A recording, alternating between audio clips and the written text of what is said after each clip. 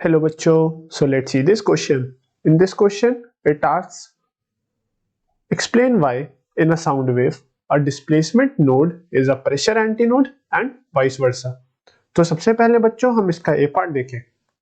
तो ए पार्ट में हमें बोलता है कि जो हमारा एक साउंड वेव होती है उसमें जो एक डिस्प्लेसमेंट नोड होता है, बेसिकली जो हमारा डिस्प्लेसमेंट नोड होता है, हमारे डिस्प्लेसमेंट नोड में जो डिस्प्लेसमेंट होती है that is minimum. Our displacement is minimum, right? And when the displacement is minimum, हमारा जो pressure होगा that will be maximum. And basically displacement antinode में हमारा जो डिस्प्लेसमेंट होती है of particle, basically here we are talking about displacement of particle. Displacement होगी that is maximum. Displacement is maximum in displacement antinode and here pressure will be minimum which will be a node. तो देखिए basically अगर हम sound wave देखें तो sound waves are longitudinal waves and they can also be regarded as the pressure waves. जो हमारा ये वाला पार्ट होगा, बेसिकली ये पार्ट होगा हमारा कंप्रेशन जहां पे हमारा एयर का कंप्रेशन होगा. This is the compression region. And जो हमारा ये स्पार्स पार्ट है that is the rarefaction region. Basically जहां पे हमारे पार्टिकल्स होते हैं ऑफ द एयर, वो जब बहुत दूर दूर चले जाते हैं that is the rarefaction region. And जब हमारे पार्टिकल्स बहुत क्लोज आ जाते हैं, जहां पे हमारा पार्टिकल्स के बीच का डिस्टेंस लीस्ट होता है, that is the compression region. And in the compression region बच्चों, जो हमारा पार्टिकल होगा उसको वाइब्रेट करने के लिए लीस्ट अमाउंट ऑफ स्पेस मिलेगी. हेंस हम कह सकते हैं कि यहाँ पे हमारे particles are tightly packed as compared to the rarefaction region. Displacement होगा that will be minimum,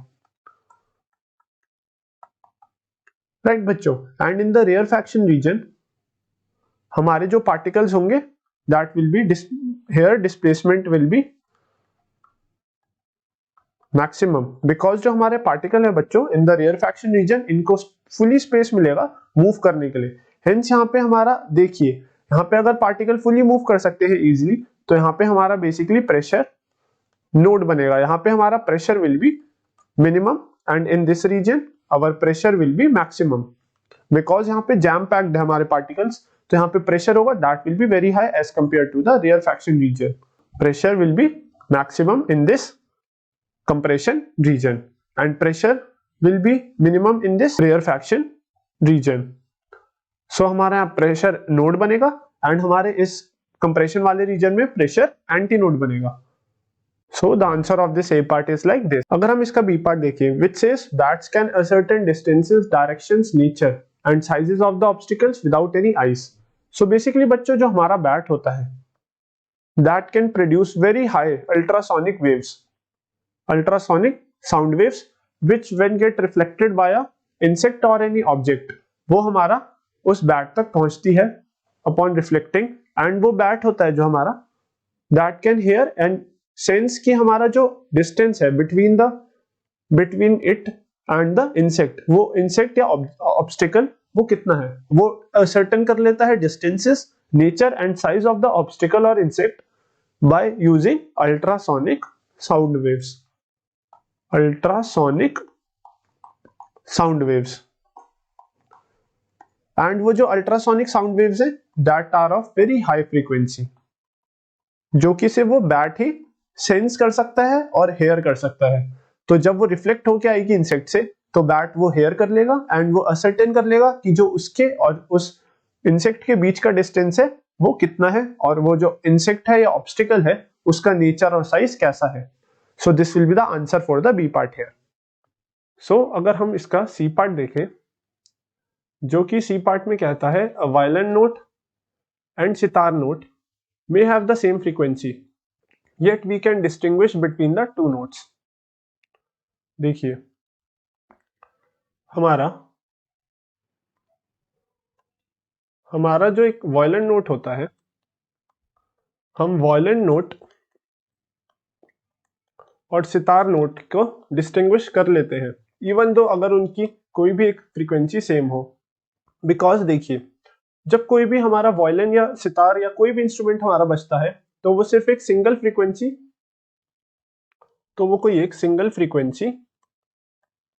emit नहीं करता, एक नोट में मल्टीपल फ्रीक्वेंसीज होती है।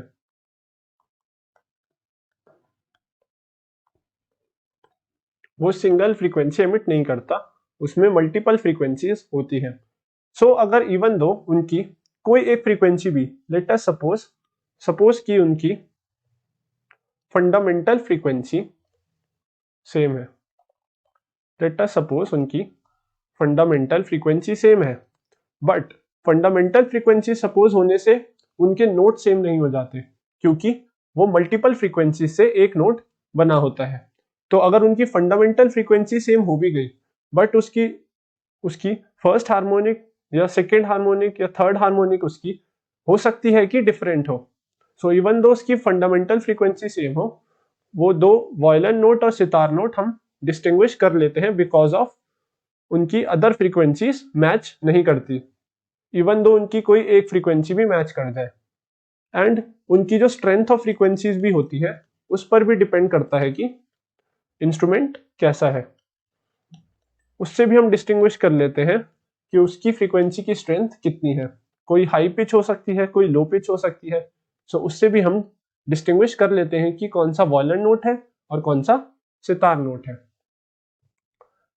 And if we look the D part here, D part में गिवन है solids can support both longitudinal and transverse waves but only longitudinal waves can propagate in gases। so देखिए बच्चों, हमारा एक solid है and हमारे पास एक गैस है। तो देखिए, सॉलिड में हमारी वॉल्यूम इलास्टिसिटी होती है, और गैसेस में भी हमारे पास वॉल्यूम इलास्टिसिटी होती है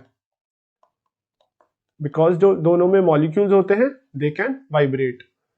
बट हमारे सॉलिड में रिजिडिटी भी होती है, उसके जो मॉलिक्यूल्स हैं वो फ्रीली मूव नहीं कर सकते, they are bound by the intermolecular electrostatic forces.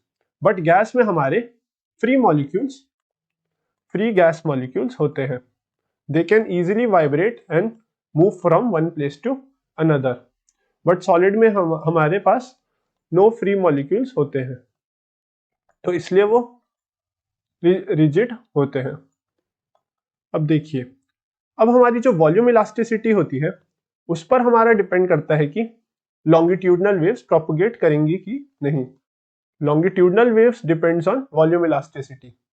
जो मटेरियल हमारा वॉल्यूम इलास्टिसिटी शो करेगा, materials which shows volume elasticity, वो लॉन्गिट्यूडनल वेव्स भी प्रोपोगेट कर सकता है। बट जो मटेरियल हमारा रिजिडिटी शो करेगा वो शो करता है ट्रांसवर्स वेव्स का प्रोपोगेशन। सो जो मटेरियल हमारा रिजिड होता है सिर्फ वही प्रोपोगेट कर सकते हैं ट्रांसवर्स वेव, बट हमारा गैस में रिजिडिटी नहीं होती। सो ड्यू टू दिस हमारा ये transverse wave propagate, no transverse wave is not propagated। Hence हमारा propagation of transverse wave is not possible in gases because gases में हमारा rigidity नहीं होता, बट ये सिर्फ शो करेगा longitudinal waves propagation, longitudinal waves। Hence the D part here is solved। अगर हम इसका लास्ट पार्ट देखें, which says the shape of a pulse gets distorted during propagation in a dispersive medium। देखिए बच्चों, ई part, in a dispersive medium हमारा जो lambda wavelength होती है किसी भी पल्स की वो चेंज होती है with velocity in a dispersive medium. So हमारी अगर वेलोसिटी के साथ हमारा लैम्डा चेंज होगा तो उस पल्स में हमें चेंज इन वेलोसिटी की वजह से हमारा जो पल्स होगी वो डिफरेंट डायरेक्शन में प्रोपोगेट करेगी, डिफरेंट डायरेक्शंस में प्रोपोगेट करेगी। सो ड्यू टू विच हमारा जो पल्स होगी उसकी नॉन यूनिफॉर्म शेप होगी, non uniform shape of pulse, hence वो डिस्टॉर्ट हो जाएगी, distortion takes place. So due to change in velocity of different wavelengths हमारा पल्स की जो डिस्टॉर्शन है वो शो होगी in dispersive medium. So we have solved the E part of this question also.